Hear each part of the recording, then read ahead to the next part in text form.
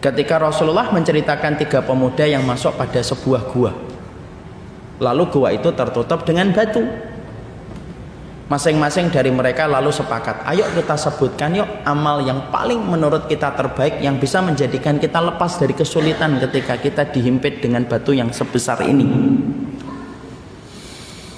Lalu kemudian mereka sepakat, ayo. Yang pertama menyebutkan apa? Yang pertama menyebutkan, saya pernah jatuh cinta kepada seorang wanita, dan tidak ada pikiran saya kepada wanita itu kecuali bagaimana saya bisa menjamah wanita itu. Ternyata tiba-tiba saya ditakdirkan wanita itu butuh materi sampai dia datang menghibah kepada diriku, dan aku akan memberikan bantuan itu dengan satu kesepakatan, saya boleh menjamahnya. Ketika wanita itu tidak punya pilihan lain kecuali menerima pilihan yang saya berikan, akhirnya ketika kami sudah di satu tempat yang sepi dan ketika tubuh saya sudah di atas tubuhnya, tiba-tiba wanita itu berkata, takutlah kamu kepada Allah. Maka saya bergetar, saya tinggalkan dia.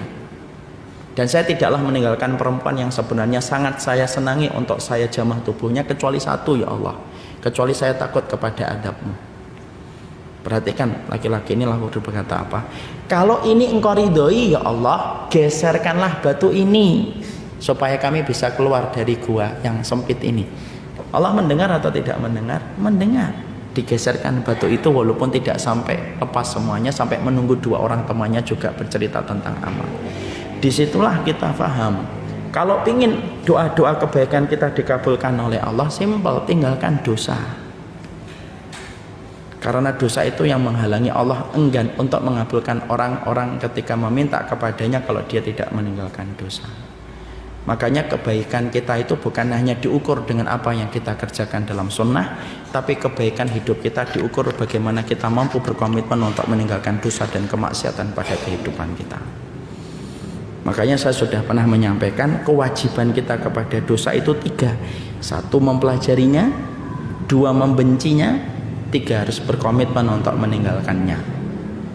Dan itulah yang menjadikan kita akhirnya paham kenapa kita mempelajari kitab dosa-dosa yang dianggap biasa, karena kita ingin supaya kita mampu meninggalkan dosa. Dan dosa itu tidak sesederhana yang sering kita pikirkan. Dosa itu bukan hanya melakukan zina, dosa itu bukan hanya membunuh, dosa itu bukan hanya minum khamr, tapi ternyata dosa itu begitu banyak. Saking berakarnya masyarakat kita dan diri kita terhadap dosa, banyak di antara kita yang melakukan dosa tanpa pernah merasa tahu bahwasanya perbuatan itu adalah dosa, dan itu adalah musibah. Musibah itu apa? Meletusnya gunung, betul, itu musibah. Musibah itu apa? Gempa, ya betul, itu musibah. Tapi ada musibah tidak meletusnya gunung, tidak terjadinya gempa. Termasuk satu musibah itu para ulama mengatakan hambanya Allah melakukan dosa, tapi dia tidak pernah sadar kalau perbuatan yang dia lakukan itu adalah dosa, maka itu adalah musibah.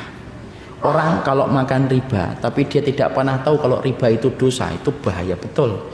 Sampai mati dia tidak pernah merasa untuk bertobat kepada Allah ketika tidak tahu bahwasanya riba itu dosa. Orang kalau tidak sadar bahwasanya ketika dia menghujat orang itu dosa, mungkin sampai mati dia tidak akan pernah beristighfar ketika dia menganggap bahwasanya hujatan itu adalah perkara biasa.